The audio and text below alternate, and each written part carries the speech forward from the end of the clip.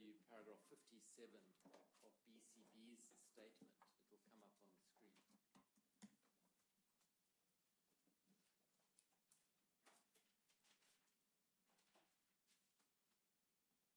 And perhaps you can start with 56. You'll see that BCB here is talking about the meeting that you spoke about yesterday too.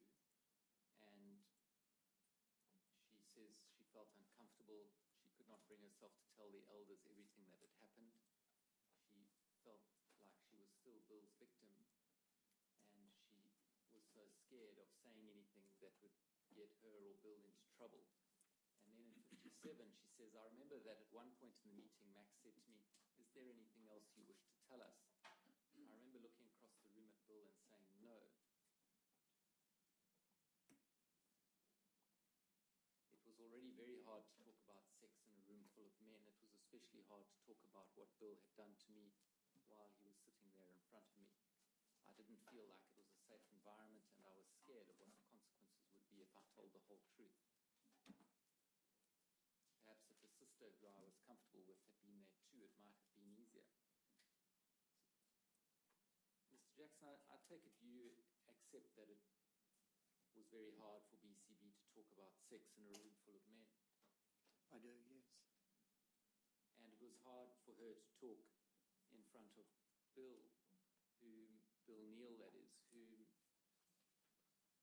was her abuser. Yes, I'd say that, as she said, that it would have been very hard. And that it did not feel like a safe environment for her. Yes, I don't know why she would have felt that, because we tried to comfort her. I just can't remember the scriptures that we used and the way that we spoke, but I would say that we tried to comfort her and to help her. But you appreciate how, whatever you might have said, it couldn't have been enough in those circumstances. I'd say that's correct, yes. In circumstances where she has to face a number of men who are her elders in the church, yes, so, including one of whom is the person whom she accuses of having abused her. Yes, yes. And she has to face him. Yes, yes. And then she says, as you saw, that perhaps if a sister who she was comfortable with had been there, it might have been easier. And you suggested yesterday there might be space for that. And we started a discussion about that. And I'd like to take you back to what I showed you just before we finished yesterday, which is in, it's at tab 120, page 90, or ringtail 91 of that document, paragraph 3.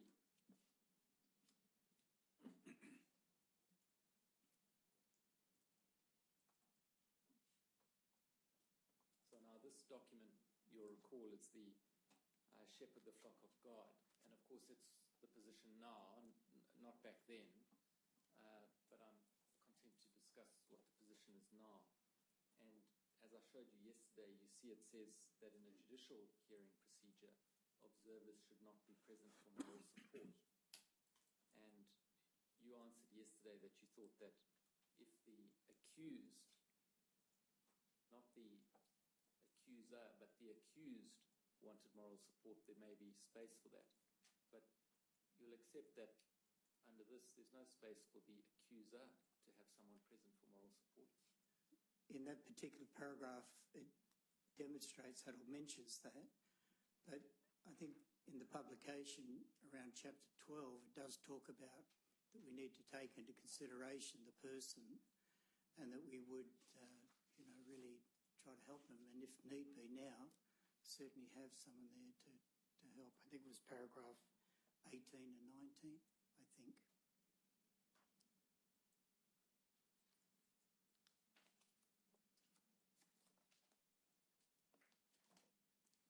So that's at ringtail 132.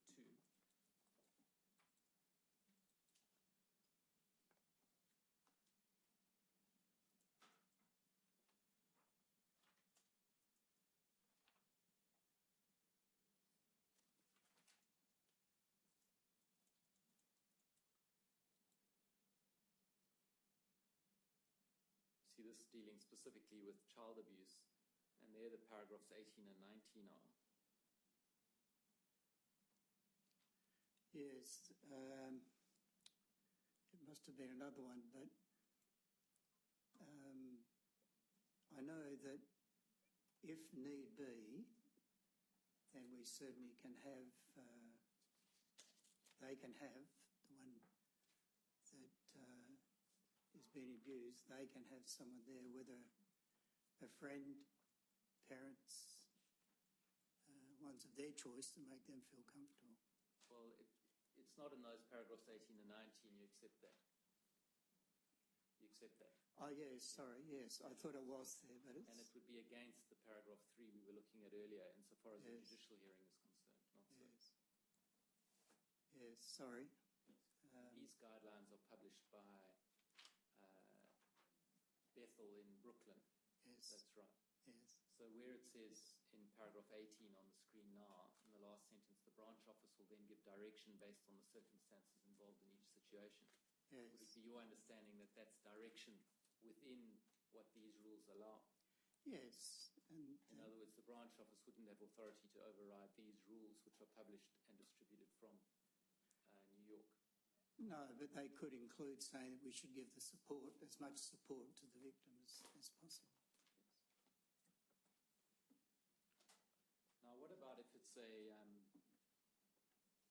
if the complainant is a child still at the time that she's complaining, that she raises the allegation? How do you deal with that? In the case 10, just trying to think of the chapter, whether it's... but there's, again, just the support. If it's a child, then the parents would be permitted to come there. Unless, of course, one is an accuser. It's a little bit different. But again, we try to give them as much support as we can to help them. Well, Mr. Jackson, you and other overseers and elders have given evidence or have in their statements that you receive training from time to time. Is that right? And does that training ever cover how you should deal with children who are making complaints of child sexual abuse? I cannot remember exactly when, but I'd say yes, that it does deal with that, and appreciating that every situation is different, the way that it would be handled. Well, what training specifically on, for example, how to interview a child complainant? We, of course, try to be as kind and considerate, thinking of Bible principles involved, how we can be a support to these ones.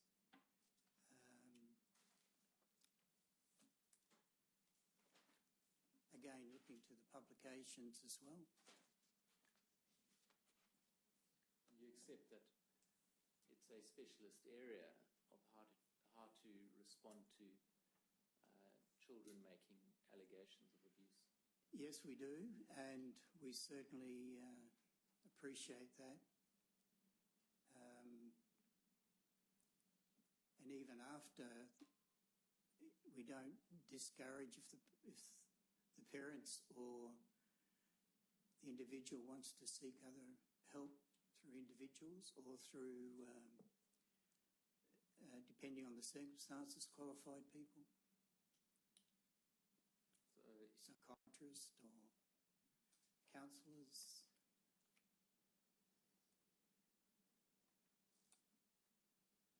And insofar as the interviewing itself is concerned, you wouldn't, though, be able to give up your role as an elder in conducting an interview to a professional outside of the church, would you?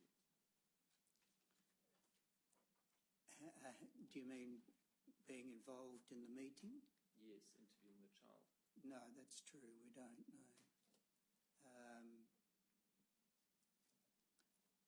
But we try to give them as much as support as we can, as we said, as I've said, either through an individual who they feel comfortable with, when the situation is dealt with, we certainly,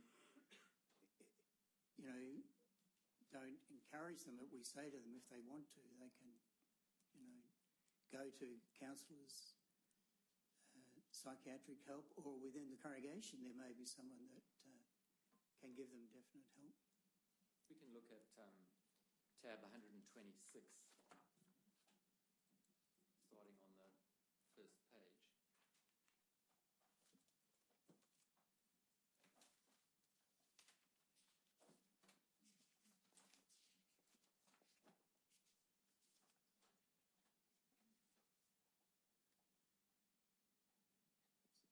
To make it bigger. So you'll see that this is from World Headquarters in August 2013, and it's to branch committees, and it's guidelines for branch office service desks. In other words, how branch officers should respond. And then attached to the letter is some guidelines for branch office service desks. Is this a document you've seen before? It wouldn't typically go to you because you've not served in a branch office, have you? No.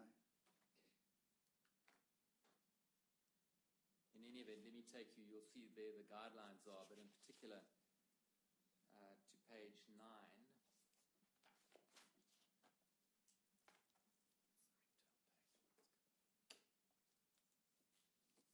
Ringtail 84, question 14. When should elders interview a young child who is a victim of child abuse? That's the question put, as it were, to the service desk. And as I read the document, this is what the direction to the service desk is. When elders call the branch office regarding a child abuse matter, they may ask about the need to interview the victim. In such cases, help the elders to balance the need to investigate the dangers of inadvertently further traumatizing a young child abuse victim. For example, has the accused already confessed to the wrongdoing? Is there more than one accuser, and thereby already sufficient evidence to handle the matter judicially? In such cases, there is likely no need to interview the young child. Still nothing there about being able to get a trained professional to do the interview or to assist. No, that's why I said generally it's after that we encourage them if need be. But if they do want support during the meeting, then either the parents or somebody else that they feel comfortable with. Now, returning to the direction in Shepherd the Flock that we were looking at earlier, which says that observers should not be present for moral support. Can you conceive of what the justification can be for that direction? For moral support? Yeah, that an observer should not be present for moral support? No, I can't. And that's why I thought in other chapters of the book, but I just can't recall them. I thought that one was in chapter 12 that I just quoted, but it's not 18 and 19. But I find that, well, I don't find, but with the letters that we have in the publications, we certainly do try to make the person feel at ease so they feel free to be able to express themselves. Because so long as that rule is... The problem, Mr. Jackson, is really not addressed in that way, though, is it? The problem is the whole structure of the arrangement with two male elders, a male accused, and then a female in an environment in which she could never feel comfortable being asked to tell intimate details of a sexual nature. The structure doesn't work, does it? Well, I agree, Your Honour, I certainly do. What can the church then do about changing the structure? Well, maybe after hearings like this, where it's been brought to the fore, I just feel that over a period of time, only through matters of letters and that I've read, that it does indicate that other persons for support are able to help them through. But even support's not going to help, given the structure of the whole arrangement. Yeah. Well, maybe, as I said, after meetings like this, hearings like this, there could be a structure change. I'm not in that position to say, but it could be. How would structure change occur? Well, I guess just what you're saying, with the individual... How would it be initiated inside the church? How does the church make the changes that are necessary? Oh, well, it would go through the governing body, or suggestions would be to the governing body, and then... Which is in America, is it? Yeah, but in turn it could go through the branch here with suggestions. And do people like you take forward suggestions to the branch here? Well, I haven't. Do they? I mean, is that yes, they do. I don't know how the system works. Yeah, sure, they do. What's the process? Yeah, no, they do. They make recommendations, and these recommendations go to the branch of the governing body, and then situations can change in those areas if the governing body decides to do that. But we can make, anyone is free to write and make these recommendations, Your Honour.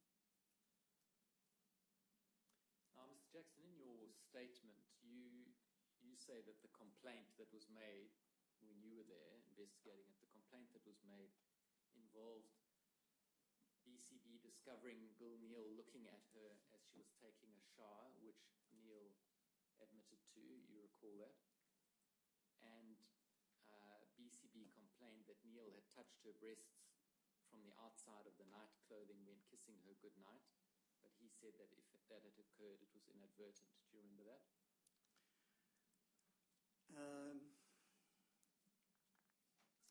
I just remember the Bill Neal looking at her in the shower and the comment made on the touching of the breasts. You don't remember the complaint about repeated tongue kissing over a period of time? No. You don't remember that? No. And to me, I don't know if it was even raised.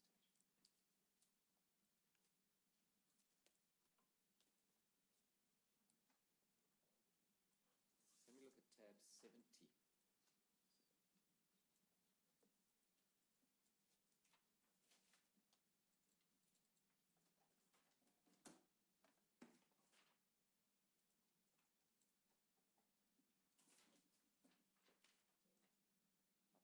Scroll down so, Mr. Jackson, you can see this.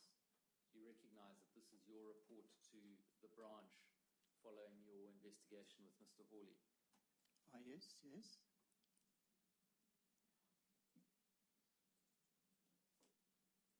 Now, I understand you wrote this letter, is that right? I did, yes, with comments from Brother Hawley, or Max Hawley. And if we see at the end, both you and Mr. Hawley signed it.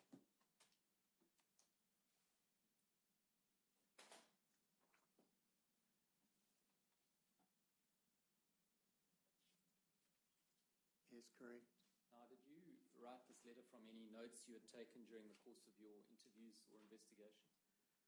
I would have taken, yes, and some of those notes, but also discussing it with Max Hawley as well, the contents of the letter. So you took notes during the interviews? As to what I think we both did. As far as I can remember, I think we both took some notes. As to what the complaints were? Yeah. And presumably what the responses were? Correct. Yeah. And where are those notes now?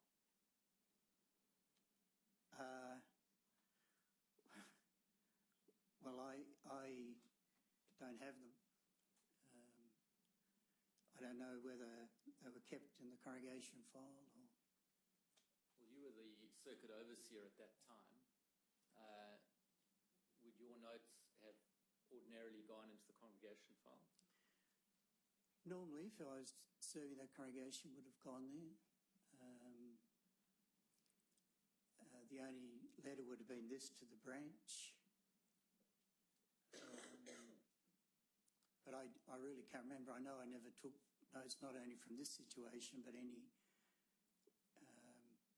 else that I dealt with that went to the congregation.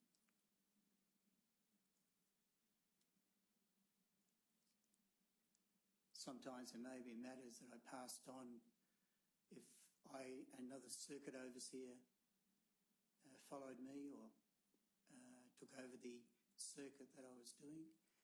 But I cannot remember with regards to that, and I would say that possibly it was just left with the congregation.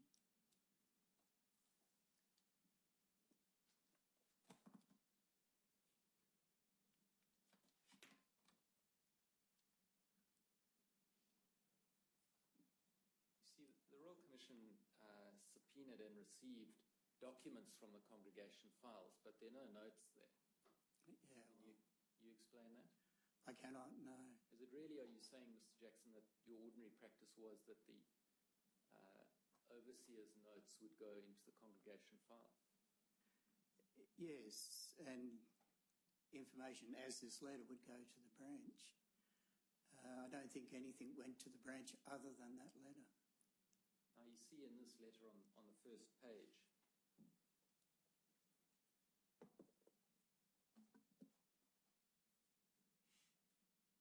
where you report to the branch, you say we're writing in reply to another letter, and you say I investigated the matter further with the other elder, and then you set out some aspects of the investigation in the first paragraph. And then in the second paragraph, you say we also spoke to other brothers and sisters in the congregation who knew about the matter through another sister who had spread the story after being told about it. And you go on dealing with that about other people knowing. And then if we go to the next paragraph, you say that after interviewing the brothers and sisters and reviewing the scriptures, and you identify them, we felt that uncleanness had been committed on several occasions, but it was not loose conduct. And we felt that Brother Neil could not speak with confidence, and so on. You see, you don't identify in that letter at all what the actual allegations were. Well, that's true, yes. In hindsight, I'd say that we should have done that, and yeah. You see, both Mr. Hawley and BCB say that there were also allegations made with regard to tongue kissing in the meeting that you were at. And I take it you don't contest that, you just say you don't remember it. I don't remember it. I didn't think it was, but I don't remember.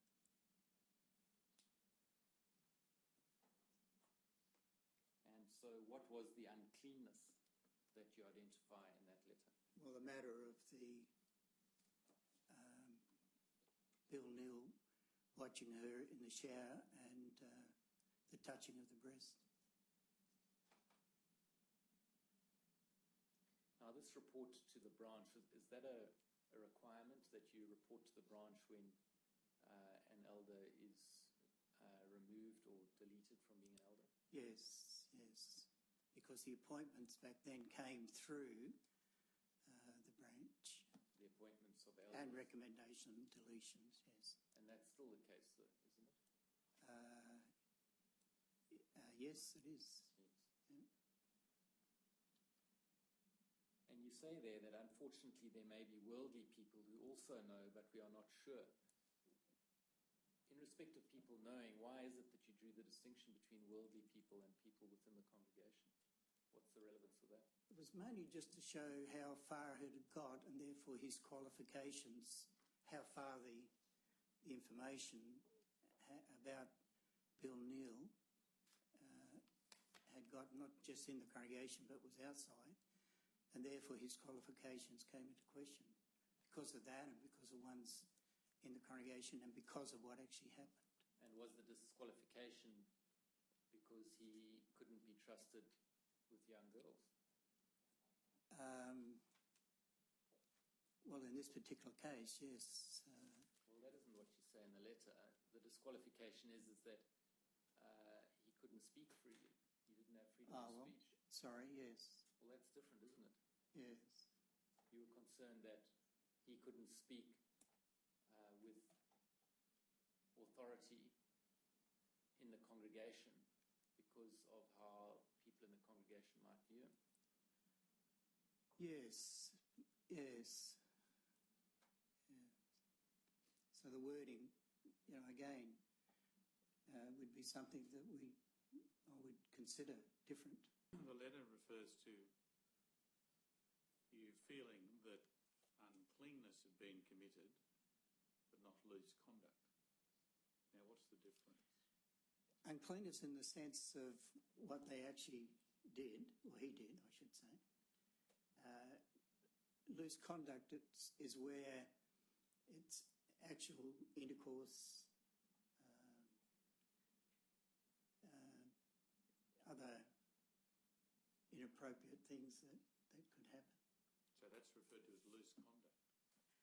Well, also in the Bible as immorality, porneia.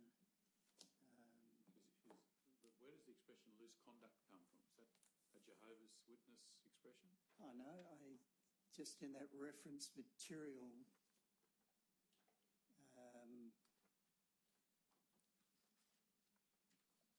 not sure if it's in there, but I would say that it's an expression that is mentioned in the Bible. Just offhand, I can't remember the scripture, but also too the publications have explained it, and even going into more detail in later publications, just explaining it. If a man deliberately touched the breast of a girl, how would that be classified? Deliberately? Yes. I would say as uncleanness. Yeah. And if a man deliberately touched the breast of a girl on more than one occasion, how would that be described? Well, you're getting into the area of loose conduct. Well, in this letter you say that uncleanness had been committed on several occasions. See that? Yes. Now, one can understand an accident, but Yes. it's different, isn't it, if you've got several occasions? Yes. Yes, that's why I say with the wording of it, I would probably word it as different. Well, if you've got several occasions, you're into the area of finding deliberate conduct, don't you? Well, does that suggest that the way you classified these events, even on your limited reference to them, was wrong? At the time, I would say that I felt that it was, or we felt that it was correct, but I can also see what you're saying now, and also too with additional information that we've received over the years that it certainly could be classified as different. We'll leave aside the different information over the years. Just looking back on what you knew then, as you recall. Yes. Is the letter correct? Well, as I said, it's correct in the sense that with our understanding there, but as you're saying, as I mentioned several occasions, then it would come under the field of loose conduct. Well, it's not my record. No, I know. It's your words. Yes, I know. Well, is the letter wrong? Well, I'd say the wording, yes. Yeah. Now, it might be suggested that the letter's been written in a way which is favourable to Brother Neil and more favourable than, in fact, the facts that you knew meant it should have been. Because of that comment, or because of the finding. Yes, although I did mention there, I just noticed in the last sentence, he's been given strong counsel and I feel that no further action or restrictions are needed. So what we actually discussed with him from the Bible or the publications, I'm not sure, I can't remember. But I can't see how we showed him particular favour. Well, I think we've agreed that the facts that you had fell into the category of loose conduct. Yes. But you didn't make that more serious finding. You'd left it at uncleanness. Yes. Isn't that favourable to him? Well, again, looking at it, you could say yes, that possibly is the case. But again, just the wording of it, I would have certainly done it different in thinking about it now. Well, again, it might be suggested that you fell into this form of finding and form of words because you were favourably disposed to Brother Neil, you said. I don't think I was, or we were, but by the wording of it, yes, I can see what you're saying, my Lord. You see, Mr. Jackson, there was only one shower incident that was, or looking over the shower incident that was complained of, wasn't there? I thought that was the situation, yes. But there were many instances over a long period of time of tongue kissing. Well, I was unaware of that. I did not know.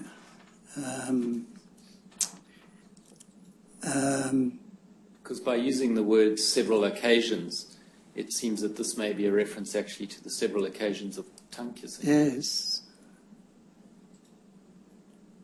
Yes. I cannot say with confidence, but it could have been. But I just cannot recall that that was raised. Now, the classification of these different sins or severity of sinning at that time was, as set out in Pay Attention to Ourselves and to All the Flock. Is that right? That was published in 1991. Is that right? I think it was, yes. And that's at tab 80. Perhaps we can look at Ringtail 24. It's page 92 of the document.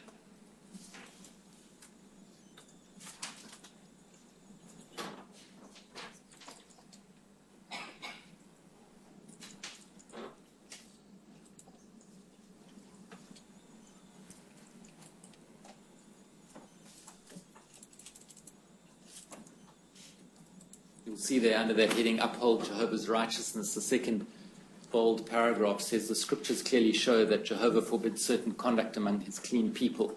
Brothers need to uphold Jehovah's righteous standards regarding the following.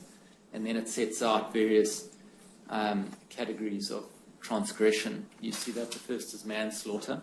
Yes. And then we'll scroll down. And then there's sexual misconduct, including adultery, fornication, and other forms of porneia. And then under that, you'll see there are three subcategories. The first one, you can just scroll up again slightly, is uncleanness. Includes an intentional momentary touching of sexual parts or caressing of breasts. Yes. And then if we scroll down,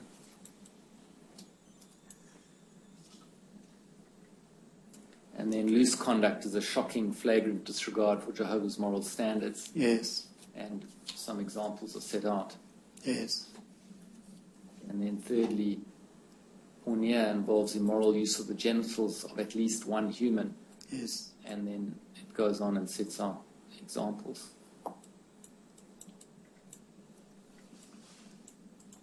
So that was the classification you were seeking to employ, is that right? Yes, yes. Do you know the origins, Mr. Jackson, of this word porneia?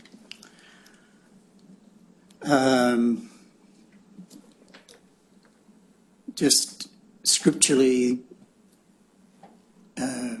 from the Greek, deals with, as it mentions there, porneia involves immoral use of the genitals of at least one human. So it involves fornication and other forms of immorality.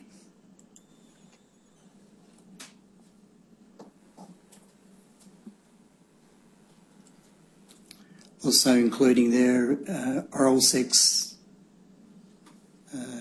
anal sex and mutual masturbation. So the word itself, though, you say is Greek origins. It's the Greek origin. Now, going back to your letter at tab 70,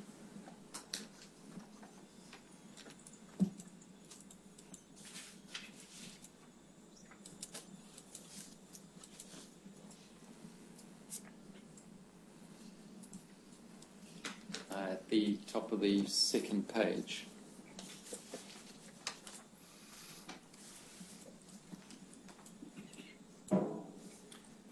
you'll see in the last sentence of that paragraph, you write, also, brothers, I would recommend that once this has died down and it appears that Brother Neil again has the freedom of speech, that he be recommended as an elder again, so that he can be of help in the congregation as he has done in the past. Now, what does freedom of speech there mean to you as you employed it?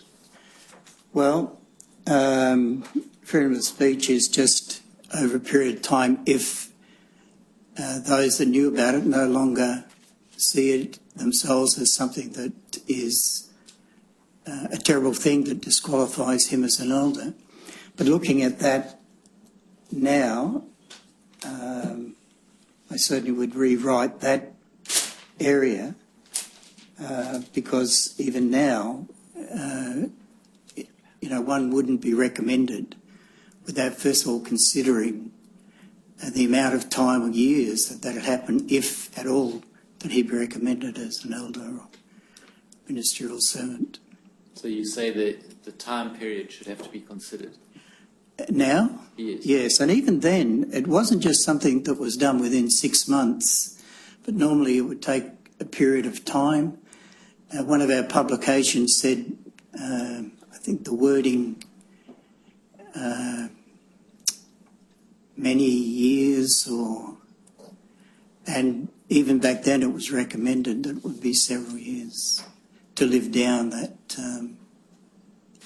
sin that had happened. Because it's a reputational issue. Yeah. It's about Brother Neil's efficacy or potential efficacy as an elder. Yes. And the moral authority that he might have in the congregation. Yes. And even too, taking into consideration that of dealing with the young people, would he be able to do that again? And, with our recent letters that we've had, it certainly shows that he wouldn't be quickly recommended, if ever. At the time that you considered what the proper course was in relation to BCB or BCB's complaints, there was no consideration then about his potential reoffending? No. Well, shouldn't there have been? Do you mean for him that we warned him? Well, no, not that you warned him, that you took steps to protect children in the congregation to ensure that he wouldn't offend against them. Oh, yes. I just can't recall what we said to him or what happened, but we would have taken steps,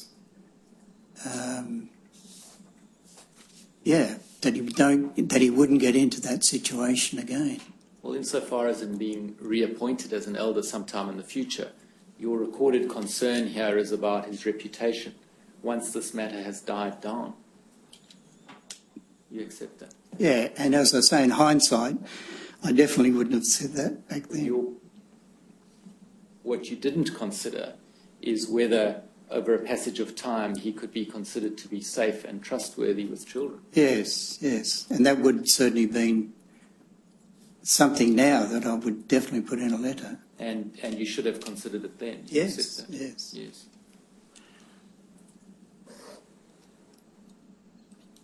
Now, Mr. Jackson, did you consider at all, when those complaints were made, that the conduct complained of may have amounted to a criminal offence? No, I did not, no. Did you consider at all reporting the matter to the police? No, I did not. Did you consider at all encouraging BCB to report the matter to the police? I am not sure if we recommended that to her. As far as I'm aware, all we did was to have those meetings and to write that letter. If the branch wanted that further to happen, I guess they would have written to Max Hawley on it.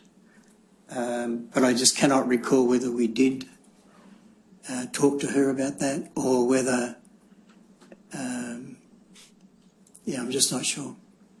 In your considerable time and experience as an elder and as circuit and then district overseer, has there ever been a case where you have reported wrongdoing that may have constituted a criminal offence to the police? Not that I'm aware, because I never really got involved with those cases at all. So you say you were never involved in a case where, within your responsibilities in the church, where the wrongdoing that was complained of was such that it may have constituted a criminal offence?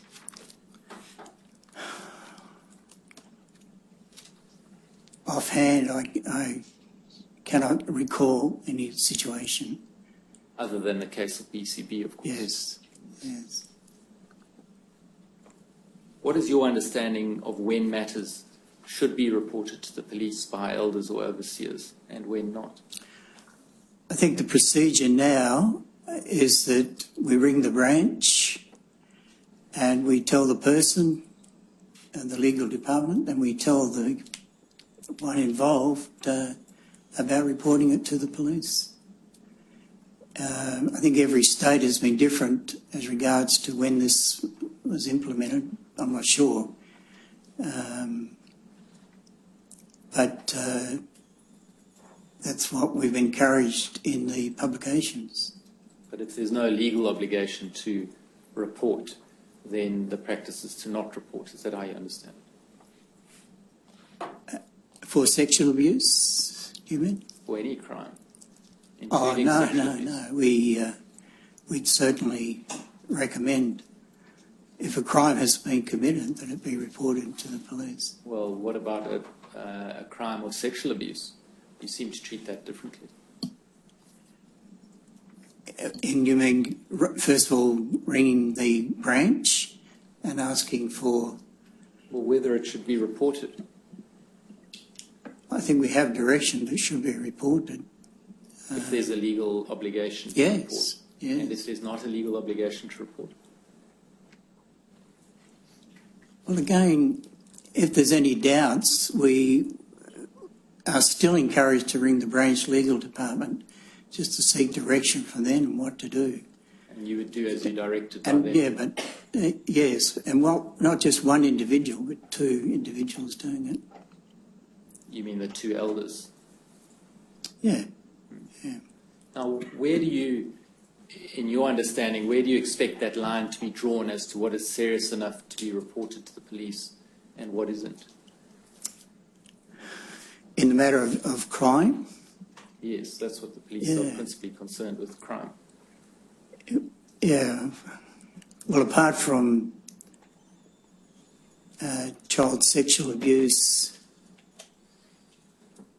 areas of, say, theft, murder,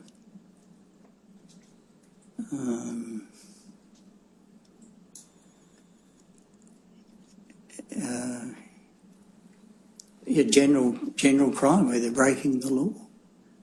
But in your, as I understand it, you say that you have never been involved in reporting a matter to the police. No, that's correct. Yeah. Those are my questions, Ron. Does anyone else have any questions? I do, Your Honour. Anyone else? Yes. Who should go first? Have you talked about? Probably my friend. I think so. Yes. Does anyone else have any questions? No, Your Honour. Yes. Well, Ms. Gallagher, can you go first? Oh, I beg your pardon, Your Honour. I thought. Sorry. Just in reference to tab 70, the letter that you wrote. Sorry, I beg your pardon. My name's Gallagher and I represent BCB. Yeah. If tab 70 could called up, please. Can I just clarify, Mr. Jackson, the second paragraph there, where you indicate,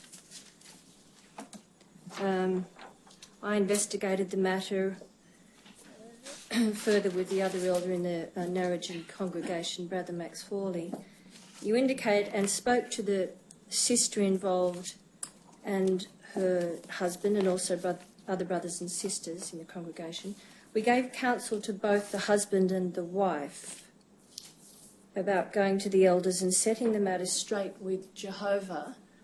Could I clarify with you who you are talking about when you say, first of all, I spoke to the sister? Was that BCB? Is that who you're referring to?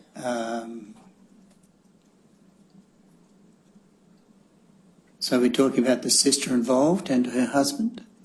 Yeah, so is that BCB and BCC? I'd say so, yes. All right, and then when you talk about we gave counsel to both the husband and wife about going to the elders and setting the matter straight with Jehovah, which husband and wife are you talking about there? Are you talking about Mr. and Mrs. Neil or BCB and BCC?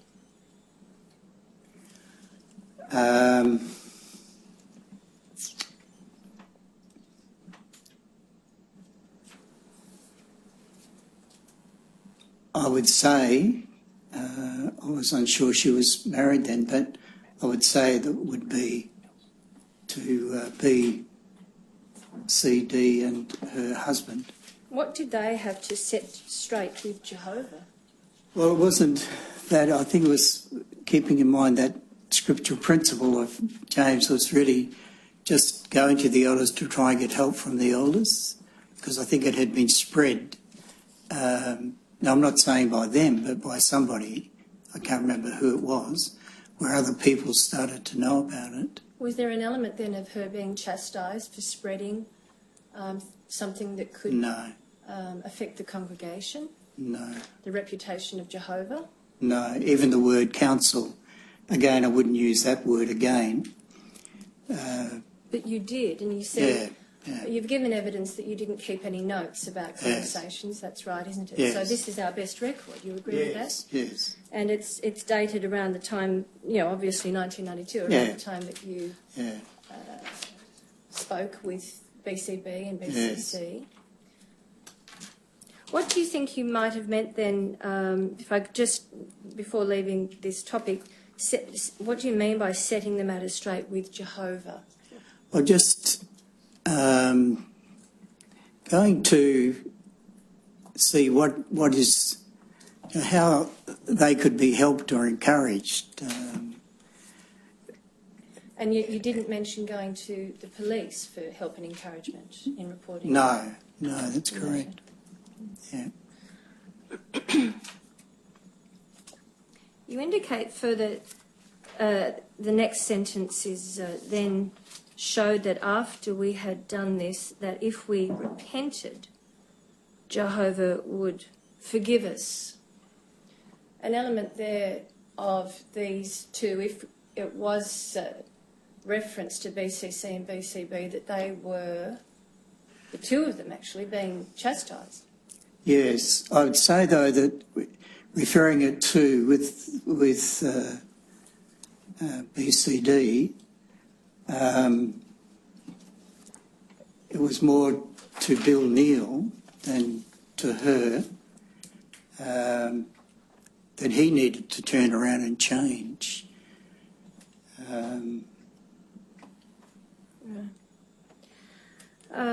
So you would deny that there was any element of her BCB and BCC, her husband, in any way being chastised for telling others about this conduct?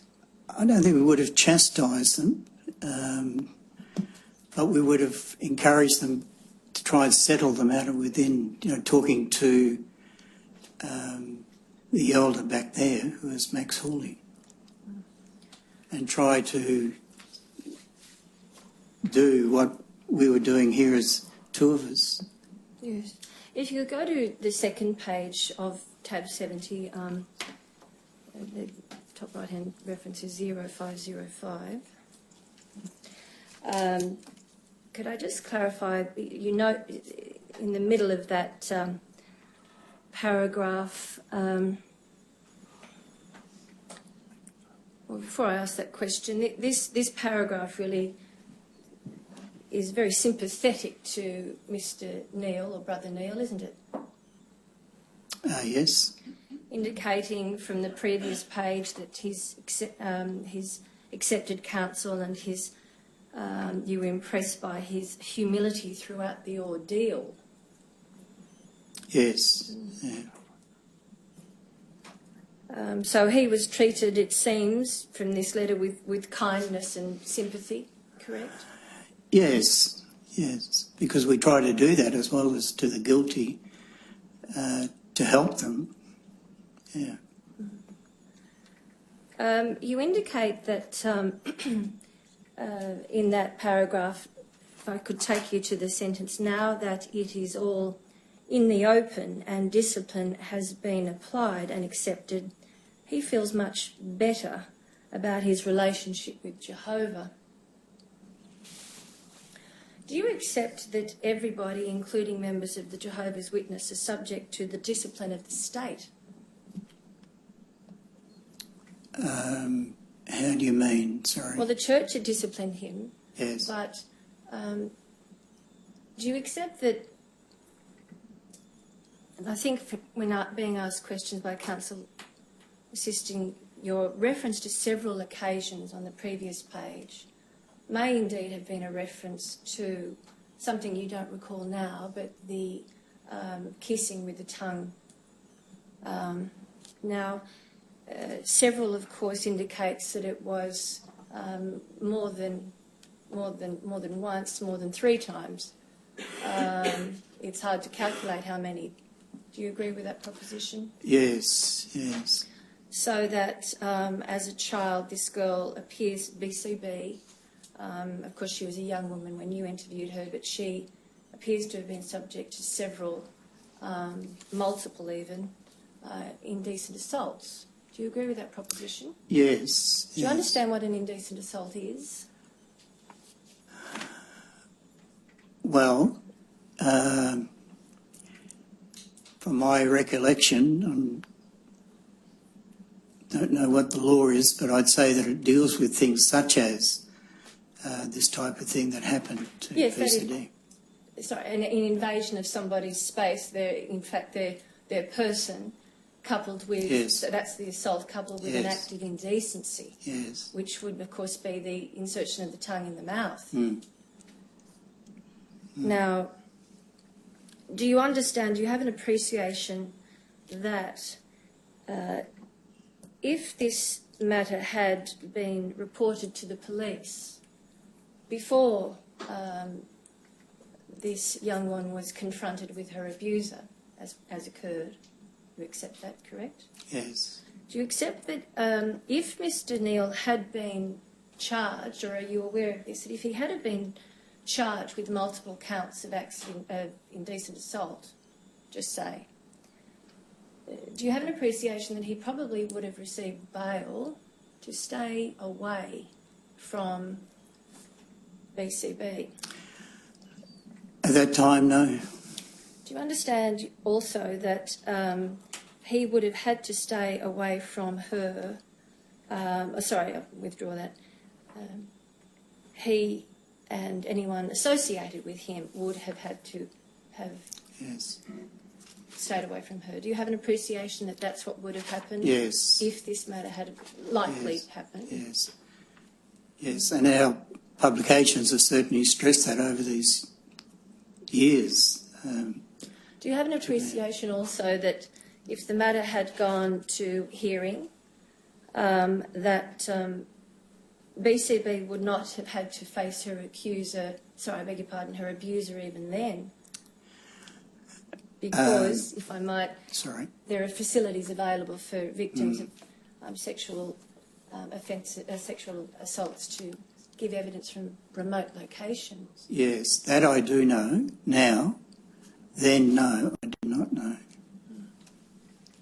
Of course, so you'd agree, given that sort of the care with which the state deals with these sorts of allegations, that greater care should have been given by members of the faith. Do you agree with that? In how you treated, I beg your pardon, how you treated BCB? Sure. Yes. Yes, I do believe that it's the situation. And I feel that we really did, while I was there for those 6 days, we did try to help her, encourage her. Can I interject there? I beg your pardon. Yeah. You didn't, did you? You didn't encourage her to go to the police, did you? Well, that's true. Yeah, I didn't do that, but I'm saying that we still tried to help her. Mr. Jackson, it's plain from her evidence that she was very severely affected by these events. You agree? I would say yes. It's also plain that the process that you engaged in inflicted further trauma on her. Do you understand that? I understand it, but at the time, I don't think I appreciated it to that degree. There's no reference in this letter for any concern for her or her welfare or what Jehovah's Witness might do to help her, is there? I thought there were some publications that we quoted and scriptures that we would have used to help her in the letter, I thought. But it's clear that she needed psychiatric help. Well, if she felt that and we felt that, then she would question us on it. We certainly would have recommended it. Did it occur to you at the time that she may need help from medical professionals? I'd say no. Well, you know now that she has done and does need it. Is Jehovah's Witness prepared to help her to receive it? I would say they certainly would. Yeah, they would be conscious of spending time with her, and they would also recommend her seeking medical help. Would they be prepared to pay for it? Well, I don't think I could answer that question. Why not? They'd have to write to the branch or the governing body just to seek out that. It's not an automatic matter, is it? If someone's damaged by the actions of an elder. Not that I'm aware of. No, sorry. Do you think that the church should provide funds to help her with her medical care? Well, I guess it would be something for them to consider. But now, what about you? Do you think the church should? Well, I think we give a lot of assistance to them. I think it's an area that I really haven't thought about and would like to say. I think financial assistance is a big thing that maybe, they could be thinking about, but I wouldn't make that statement that they would do it or wouldn't do it. What would you recommend if you were asked your opinion as to whether they should give her financial support for medical care? I think it could be considered. Yes. Yes, thank you. Thank you. Mr. Jackson, I just want to clarify. You need to identify yourself because there's people watching this on the screen. Oh, certainly. My name is Coyne. And you appear for? And I appear for you, amongst others. So, Ms. Gallagher was just asking you questions about tab 70, which was your letter. And particularly, if that could be brought up again, please.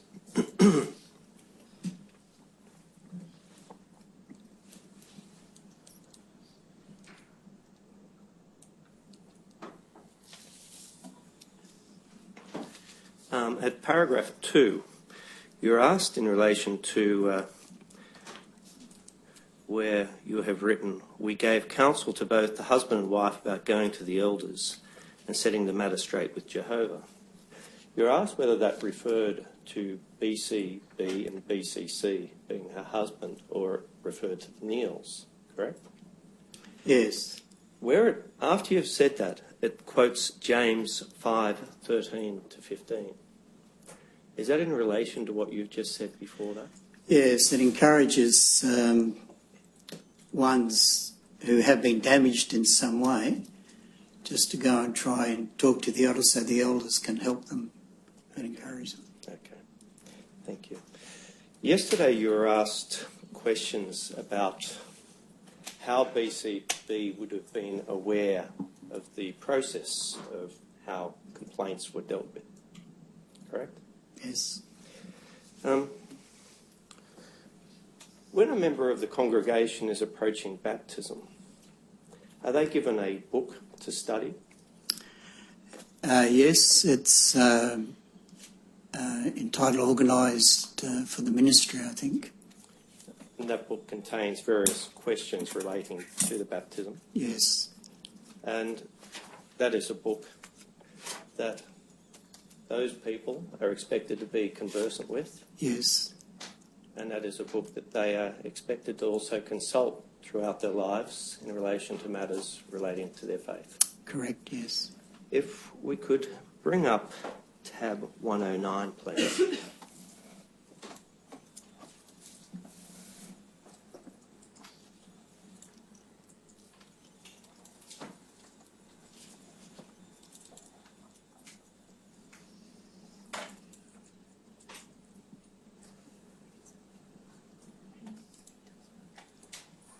You able to identify that as, is that the book? Yes, Organised to do Jehovah's will. And that is the book that people get when they're approaching baptism. If we go to ringtail 88, please.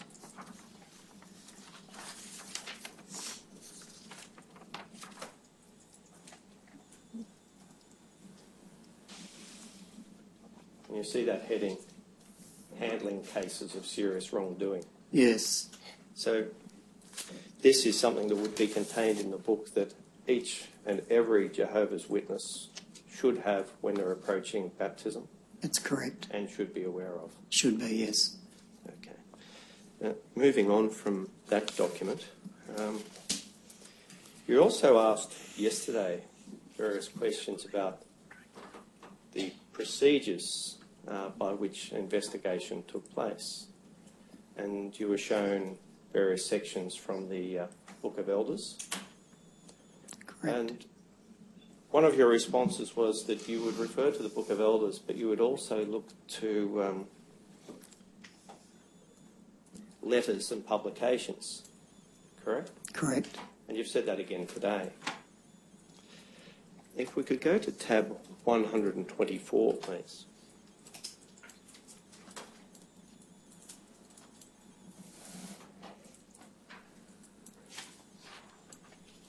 I might have to...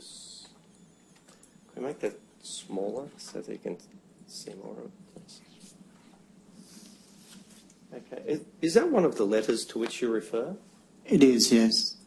And that one is dated October the 1st, 2012. Correct.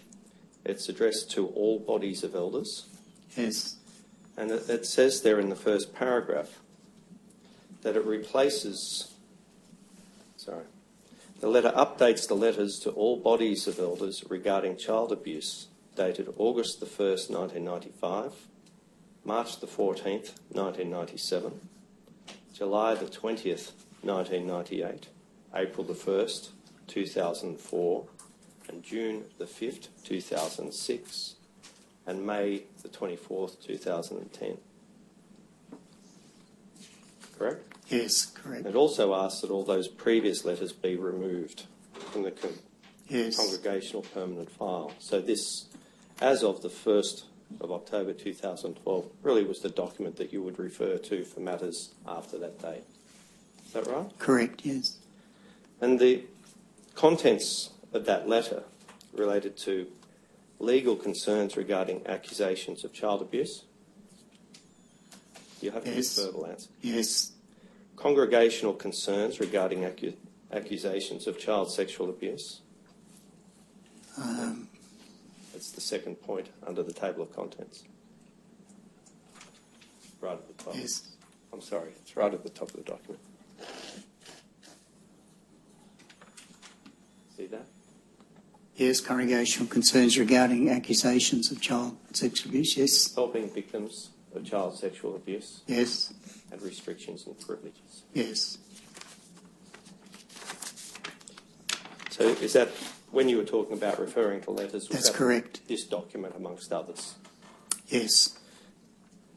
You spoke about also referring to publications.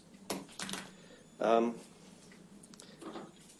you say that, were you referring to articles that would have appeared in the Watchtower and the Awake magazine? Yes. There have been articles really as way back in 1970, in the 80s, in the 90s, and in 2000.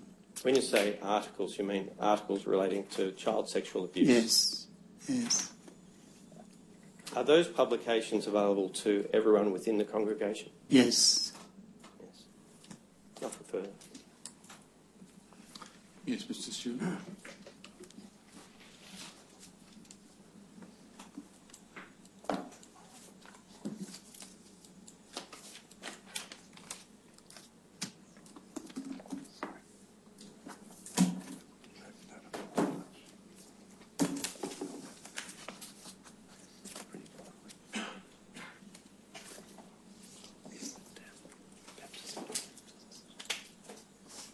Tab 109. You go to tab 109, please, the first page.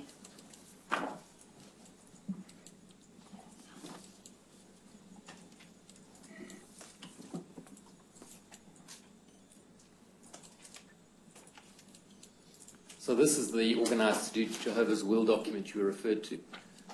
Correct. Now, your involvement with BCB's case was in 1992, right? Yes.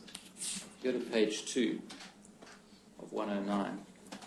You'll see this document came into effect in 2005. Correct. I take it you then wouldn't have expected BCB to have had this document in 1991, 92. No, but we did have a document prior to that. What was that? I think it was entitled Organised for the Ministry or to Do the Ministry. You don't know offhand just what that said about the processes? I can't remember. I can't remember the release or just what it says. The release date, I should say. Thank you, Your Honour. Yes, thank you, Mr. Jackson. You're excused. Thank you very much. Next witness will be Mr. Bello. Would this be a convenient time, Your Honour? All right, we'll take the morning adjournment. All stand.